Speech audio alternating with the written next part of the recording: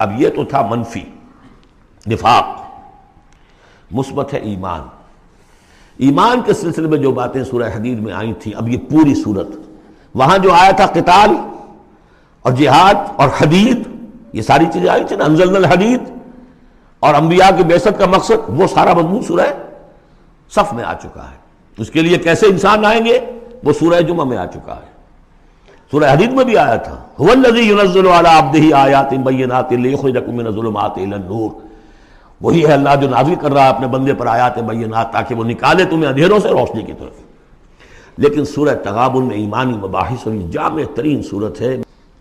لیکن ایک بات یہ ہے کہ سورہ حدید کے بعد نمبر 2 میں سمجھتا ہوں کہ یہ سورہ مبارکہ بھی اللہ نے مجھے عطا کی، اس کے اسرار و رموز، اس کا نظم اس قدر واضح اللہ کے فضل و کرم سے ہے۔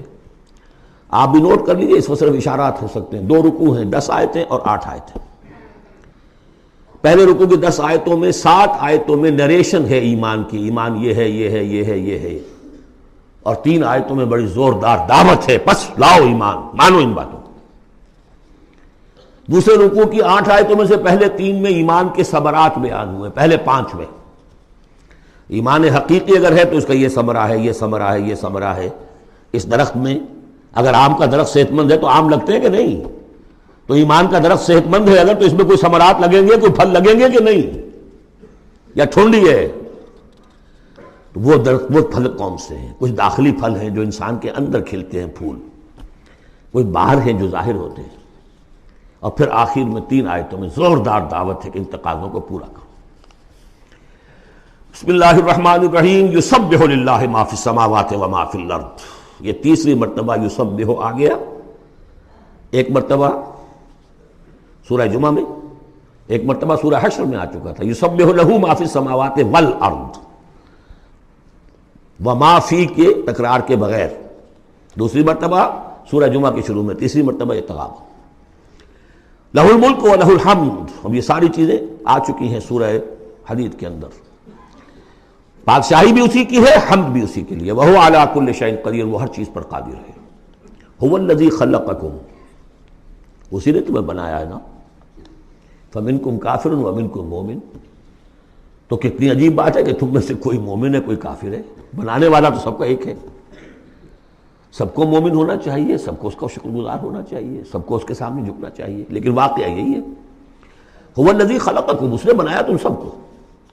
فَمِنْكُمْ كَافِرٌ وَمِنْكُمْ مُؤْمِنٌ وَاللَّهُ بِمَا تَعْمَلُونَ بَصِيرٌ، اور جو کچھ تم کر رہے ہو اللہ دیکھ رہا ہے۔ اس میں بڑا ایک یوں سمجھیے کہ بڑی دھمکی ہے، اللہ دیکھ رہا ہے، یعنی یہ کہ جو بھی اس کی مخلوق میں سے اس کا کفر کرے پھر اس کے ساتھ وہ نمٹے گا اس سے۔ وَاللَّهُ بِمَا تَعْمَلُونَ بَصِيرٌ، ہم تمہیں دیکھ رہے ہیں، تمہاری حرکتیں ہماری نگاہ میں ہیں۔ کیا مطلب ہوتا ہے اس کا؟ خلق السماوات والارض بالحق، اس نے آسمان اور زمین پیدا کیے ہیں ایک پرپس کے ساتھ، باطل نہیں ہے یہ تخلیق، عبث نہیں ہے یہ تخلیق، حق کے ساتھ، با مقصد، با نتیجہ، اور خاص طور پر تم اس کی کریشن کا کلائمیکس، وَصَوَّرَكُمْ فَأَحْسَنَ صُوَرَكُمْ، اور تمہاری جو نقشہ کشی کی ہے تو کتنی عمدہ کی ہے۔ انسان کا جسم، اس کا اریکٹ پوسچر، پھر کس طریقے سے جو اس میں جنسیں بنائی گئی ہیں، کس قدر کامل ہم آہنگی ہوتی ہے، پھر چہرے پہ جو نقش و نگار ہے، ایک ایک چیز پر غور کرو۔ فَصَوَّرَكُمْ وَأَحْسَنَ صُوَرَكُمْ، بہترین صورت بنائی تمہاری۔ وَإِلَيْهِ الْمَصِيرُ، اسی کی طرف لوٹ کر بھی آنا ہے۔ یہ سب کچھ بنا کر ایسے نہیں چھوڑ دیا تمہیں، تم اتنی گھٹیا شے نہیں ہو کہ بس اٹھا کے پھینک دی، نہ کھلونا ہو کہ کھیلے اور بس اس کے بعد جیب اٹھتا گیا۔ یہ ایک سیریس کریشن ہے، پرپس فل ہے، نتیجہ نکلے گا۔ اب دیکھیے ایک آیت میں جمع کیا ہے وہ تمام جو ایمانیات، ایمان بالعلم، علم خداوندی کا جو ایمان ہمارا ہونا چاہیے۔ آپ کو کئی کئی آیتوں میں ملے گا قرآن میں بہت سے مقامات پر، یہاں ایک میں 3 ڈائمنشنز دی ہیں۔ یعلم ما فی السماوات والارض، ایک ڈائمنشن، وہ جانتا ہے جو کچھ آسمان میں ہے جو کچھ زمین میں ہے، کیا باقی رہ گیا؟ لیکن سیکنڈ ڈائمنشن، وَيَعْلَمُ مَا تُسِرُّونَ وَمَا تُعْلِنُونَ، وہ بھی جانتا ہے جو تم چھپاتے ہو اور وہ بھی جانتا ہے جو تم ظاہر کرتے ہو۔ تیسری ڈائمنشن اور آئی، واللہ علیم بذات الصدور، سینوں کے اندر جو کچھ ہے وہ پنہاں ہے وہ بھی اللہ جانتا ہے۔ میں کافی عرصے تک متردد رہا کہ یہ تو پھر تکرار ہو گئی، جو کچھ ہم چھپاتے ہیں وہی ہمارے سینے میں ہے نا، اور تکرار محض کلام کا عیب ہے، یقیناً یہاں کوئی اور بات ہونی چاہیے۔ تو جب انکشاف ہوا کہ اس سے مطلب ہے even your sub conscious mind which even you don't know yourself what is lurking in the subconscious mind، تمہارے تحت الشعور کے اندر جو طوفان اٹھتے رہتے ہیں اللہ تو اس سے بھی واقف ہے۔ He knows you through and through، وہ تمہارے جین سے واقف ہے۔ هو عالم بكم اذ انتم اجنۃ فی بطون امہاتکم، اپنی ماؤں کے پیٹ میں جنین کی شکل میں تھے، اللہ تب بھی جانتا تھا تمہیں، تو وہ تو تمہارے سب کانشیس مائنڈ، تم نہیں بات جانتے رہے، تمہیں نہیں معلوم، تم بسا اوقات دھوکہ کھا جاتے ہو، تمہارا تحت الشعور جو ہے وہ تمہیں دھوکہ دیتا ہے، لیکن اللہ اس سے بھی واقف ہے۔ الم یاتکم نبأ، اب 4 آیتیں ہو گئی ایمان باللہ پر، اگرچہ اسی میں مضمر ہے ایمان بالآخرہ بھی، معاد بھی، 2 آیتیں ایمان باللہ پر۔ الم یاتکم نبأ الذین کفروا من قبل، کیا تمہارے پاس خبریں آج نہیں چکی ہیں ان لوگوں کی جنہوں نے کفر کیا تھا پہلے؟ قوم نوح، قوم ہود، قوم صالح، پورا مکی قرآن پڑھ چکے ہو نا۔ اب تو ہم نزول کے اعتبار سے بھی بات کہہ سکتے ہیں اور اب اپنے اس دورہ قرآن کے اعتبار سے بات کہہ سکتے ہیں، سارا مکی قرآن پڑھ ہی لیا تقریباً۔ الم یاتکم نبأ الذین کفروا من قبل، کیا آ نہیں چکی تمہارے پاس خبریں ان کی جنہوں نے کفر کیا تھا پہلے؟ اب اس کا تجزیہ کیا ہے، فذاقوا وبال امرہم، انہوں نے اپنے معاملے کی سزا چکھ لی، دنیا میں ہلاک کر دی گئی۔ وَلَهُمْ عَذَابٌ علیم، اور ابھی ان کے لیے عذاب علیم منتظر بھی ہے، ابھی تو عالم برزخ میں ہے نا، عذاب علیم جو آخرت کا ہے وہ تو ابھی منتظر ہے۔ اعد اللہ لہم عذابا علیما، تیار کر کے رکھا ہوا ہے۔ تجزیہ اگلی آیت میں، ذالک بأنہ کانت تأتیہم رسلہم بالبینات، یہ اس لیے ہوا کہ ان کے پاس ان کے رسول آتے رہے واضح نشانیاں لے کر، واضح نشانیاں، واضح معجزے بھی اللہ نے جس کو دیے۔ فقالوا، تو انہوں نے کہا اب بشر یہدوننا، کیا بشر انسان ہمیں ہدایت دیں گے؟ فکفروا، اس پر کفر کیا انہوں نے، وتولوا، اور رخ پھیر لیا، گردن موڑ لی۔ واستغنى اللہ، اللہ بھی غنی ہے، اللہ تو غنی ہے ہی ہے، واللہ غنی حمید، اللہ غنی ہے، حمید ہے۔ اللہ نے بھی کہا دفع ہو جاؤ، جدھر جانا جاؤ۔ اب یہاں آیا بہت باریک نکتہ، شاید آپ کو بھی وہ برا لگے، اچھا نہ لگے۔ دیکھیے ایک ہی بیماری ہوتی ہے، وہ کبھی کسی شکل میں ظہور کرتی ہے، کبھی کسی شکل میں ظہور کرتی ہے۔ وہی کینسر ہے، اس کی کسی جگہ کا جا کر کوئی سیکنڈری بنے گی تو اس کی کچھ اور شکل ہو جائے گی، کسی اور ٹیشو میں کسی اور جگہ جائے گی تو اور شکل ہو جائے گی۔ بیماری یہی ہے کہ جب رسول آتے تھے تو لوگوں نے کہا یہ تو بشر ہیں، رسول کیسے ہو سکتے ہیں؟ سمجھ میں آ رہا ہے نا؟ یہی بیماری آئی بعد میں، جس کو رسول مان لیا، یہ بشر کیسے ہو سکتے ہیں؟ کوئی فرق ہے اس میں؟ وہاں بشر سامنے تھا، ہاتھ پاؤں والا، اس کا بیٹا ہے، اس کا پوتا ہے، اس کا پڑپوتا، ہم جانتے ہیں اس کو، کون ہے یہ وہی تو ہے نا، بشر سامنے تھا۔ بشریت کی بنا پر رسالت کا انکار، نبی کیسے ہو سکتا؟ اور جس نے نبی مان لیا خدا بناؤ، یا تو اس کو خدا کا بیٹا تو بناؤ کم سے کم، اور نہیں تو کم سے کم بشریت سے تو نکالو اس کو۔ ایک ہی مرض ہے، ایک ہی مرض ہے۔ آخر یہی کوئی تو وجہ ہے نا، قرآن کتنی دفعہ کہلواتا ہے، قل انما انا بشر مثلکم یوحی الی انما الہکم الہ واحد۔ آخری آیت ہے سورہ کہف کی، اے نبی کہیے، ڈنکے کی چوٹ کہیے کہ میں ایک بشر ہوں تمہاری طرح کا۔ ہاں وہی ہوئی ہے مجھ پر کہ تمہارا الہ تو ایک ہی ہے، اور وہ الہ اللہ ہے۔ فمن کان یرجو لقاء ربہ فلیعمل عملا صالحا ولا یشرک بعبادۃ ربہ احدا۔ البتہ ایک دوسری انتہا بھی ہمارے ہاں ہے، کچھ لوگوں نے اس نقطے کو ایمفیسائز کرنے کے لیے، جیسے ہم بھی کبھی کسی بات پر زور دینے میں کبھی کوئی لفظ ذرا مناسب سے ہٹ کر غیر مناسب لفظ ہم استعمال کر بیٹھتے ہیں. ہمارے بزرگوں سے بھی ہوا, کسی نے کہا بڑے بھائی بنا دیا, کسی نے کوئی اور مثال دے دی. ایسی بات بھی نہیں ہے. نبی کے بعض خصائص ایسے بھی ہیں کہ جو واقعتاً عام بشر کے نہیں ہیں. یہ حدیث بھی تو محمد رسول اللہ کی صلی اللہ علیہ وسلم کہ جب آپ سے یہ شکایت کی لوگوں نے, حضور آپ صوم وصال رکھتے ہیں, ہمیں نہیں رکھنے دیتے, ہمیں منع کرتے ہیں. آپ صوم وصال یہ ہے کہ آج روزہ رکھا اور اس کو آج شام کو افطار نہیں کیا, پھر رات چل رہا ہے وہ روزہ, اگلا دن بھی, تو 2 دن کا صوم وصال ہو گیا, اگلی روز شام کو جا کے کھولا.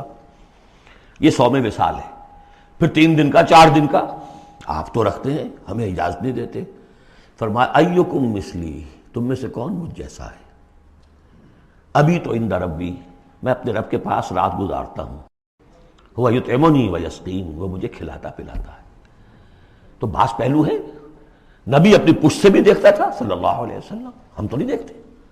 تو خصائص ہیں. پھر نبی کو ساری سیر کرا دی گئی, آسمانوں کی, زمین کی. کہاں لے گئے؟ عند سدرۃ المنتہی, عندہا جنت المأوی, اذ یغشی السدرۃ ما یغشی, ما زاغ البصر وما طغی. تو یہ معاملہ بھی نہیں. لیکن بنیادی طور پر وہ انسان ہے, انسانی عواطف و میلانات بھی تھے. چوٹ لگتی تھی تو درد ہوتا تھا, زخم کا وار لگا ہے تو اس پہ سے خون کا فوارہ چھوٹا ہی چھوٹا ہے. بچہ فوت ہو رہا ہے تو آنکھوں میں آنسو آئے ہی آئے ہیں. کبھی بد دعا بھی نکل گئی ہے. کیف یہدی اللہ قوما خضبوا وجہ نبیہم بالدم, سب پڑھ چکے ہیں ہم یہ پورا قرآن مجید میں. لیکن یہ ہے کہ رسالت کا انکار بربنائے بشریت اور بشریت کا انکار بربنائے رسالت, یہ دونوں چیزیں غلط ہیں, اور یہ ہم بدل ہیں. ذالک بأنہ کانت تأتیہم رسلہم بالبینات فقالوا بشر یہدوننا فکفروا وتولوا واستغنی اللہ واللہ غنی حکیم. اب ایک آیت میں آ رہی ہے ایمان بالآخرہ. زعم الذین کفروا, ذرا اس کے زور کا اندازہ کیجئے گا. زعم الذین کفروا ان لن یبعثوا, زوم ہو گیا ہے انہیں, غلط خیال ہو گیا ہے کہ وہ اٹھائے نہیں جائیں گے. قل, اب ذرا نوٹ کیجئے, بلا وربی لتبعثن ثم لتنبؤن بما عملتم. کہہ دو اے نبی کیوں نہیں, اور مجھے میرے رب کی قسم ہے. کون کھا رہا ہے قسم؟ محمد رسول اللہ صلی اللہ علیہ وسلم. لتبعثن, تم لازماً اٹھائے جاؤ گے. ثم لتنبؤن بما عملتم. یہ اس پر جو خطبہ تھا حضور کا, پہلا خطبہ جو آپ نے دیا ہے بنو ہاشم کو دعوت میں, وہ میرے کتابچے میں موجود ہے. دعوت اللہ اردو میں اور کال ٹو اللہ انگریزی میں. اس کا متن موجود ہے. وہ ہے کہ اس کی شرح ہے. واللہ لتموتن کما تنامون ثم لتبعثن کما تستيقظون ثم لتجزون بالاحسان واحسانا. واللہ لتموتن کما تنامون, خدا کی قسم تم سب مر جاؤ گے جیسے روزانہ رات کو سو جاتے ہو. ثم لتبعثن کما تستيقظون, جیسے روزانہ صبح کو بیدار ہو جاتے ہو ایسے اٹھا لیے جاؤ گے قیامت کے دن. ثم لتحسبن بما تعملون, پھر تمہارا حساب کتاب لیا جائے گا جو تم نے عمل کیا ہے. ثم لتجزون بالاحسان احسانا وبالسوء سوءا, پھر بدلہ ملے گا بھلائی کا بدلہ, برائی کا بدلہ. وانها لجنۃ ابدا ولنار ابدا. قل بلا وربی لتبعثن ثم لتنبؤن بما عملتم وذلک علی اللہ یسیر, اور یہ اللہ پر بہت آسان ہے. 7 آیتیں پوری ہو گئیں. 4 ذات و صفات, 2 رسالت, 1 آخرت. اب سنیے, فآمنوا باللہ, یہ فا بہت اہم ہے یہاں پر. بس ایمان لاؤ اللہ پر اور اس کے رسول پر. والنور الذی انزلنا, اس نور پر جو ہم نے نازل فرمایا. واللہ بما تعملون خبیر, جو کچھ تم کر رہے ہو اللہ اسے باخبر ہے. اب یہاں دیکھیے ریورس ہو جائے گا آرڈر, ریشو پروپورشن. اب یہاں ایک آیت میں اللہ اور اس کے رسول کا ذکر آ گیا, اور اس میں بھی واللہ بما تعملون خبیر کے اندر آخرت کا ذکر ہے. اللہ باخبر ہے, تو اللہ کے پاس یہ ساری خبریں اس نے رکھی ہوئی ہیں. کوئی ریسرچ, کوئی تھیسس لکھنا ہے اس کو تمہیں سزا دینے کے لیے. لیکن اب 2 آیتیں آ رہی ہیں شاندار آخرت کے لیے. یوم یجمعکم لیوم الجمع ذالک یوم التغابن, جس دن کہ وہ جمع کرے گا تمہیں, اس جمع ہونے والے دن وہ ہے ہار اور جیت کے فیصلے کا دن. جو اس روز جیتا وہ جیت گیا, جو اس روز ہارا وہ ہار گیا. یہ دنیا کی ہار اور جیت کیا ہے؟ کچھ بھی نہیں. ایک ڈرامے کے اندر کوئی جیت گیا کوئی ہار گیا, نہ وہ جیت ہے اور نہ یہ ہار ہے. اصل جیتا وہ جو وہاں جیتا، اصل ہارا وہ جو وہاں ہارا۔ ذالک یوم التغابن، وہ ہے ہار اور جیت کے فیصلے کا دن۔ ومن یؤمن باللہ، جیت کس کی ہوگی؟ جو ایمان لائے اللہ پر، ویعمل صالحا، اور عمل کرے اچھے۔ اس کی تفصیل کچھ آگے آ جائے گی کیا کیا عمل کرنے ہیں۔ یکفر عنہ سیئاتہ، اللہ تعالیٰ اس سے اس کی برائیوں کو دور کر دے گا۔ ویدخلہ جنات تجری من تحتہا الانہار، اور ان باغات میں داخل کرے گا جن کے دامن میں ندیاں بہتی ہوں گی۔ خالدین فیہا ابدا، وہ رہیں گے اس میں ہمیشہ ہمیش۔ ذالک الفوز العظیم، یہ ہے بڑی کامیابی۔ والذین کفروا وکذبوا بآیاتنا اولئک اصحاب النار خالدین فیہا، اور جو لوگ انکار کریں گے اور تکذیب کریں گے ہماری آیات کی، وہ ہوں گے جہنمی اور رہیں گے اس میں ہمیشہ ہمیش۔ وبئس المصیر، اور یہ برا ٹھکانہ ہے۔ 10 آیات میں ایمانیات ثلاثہ کی بہترین جامع ترین تعبیر، تجزیہ، اور ایک زوردار دعوت ایمان۔ فآمنوا باللہ ورسولہ،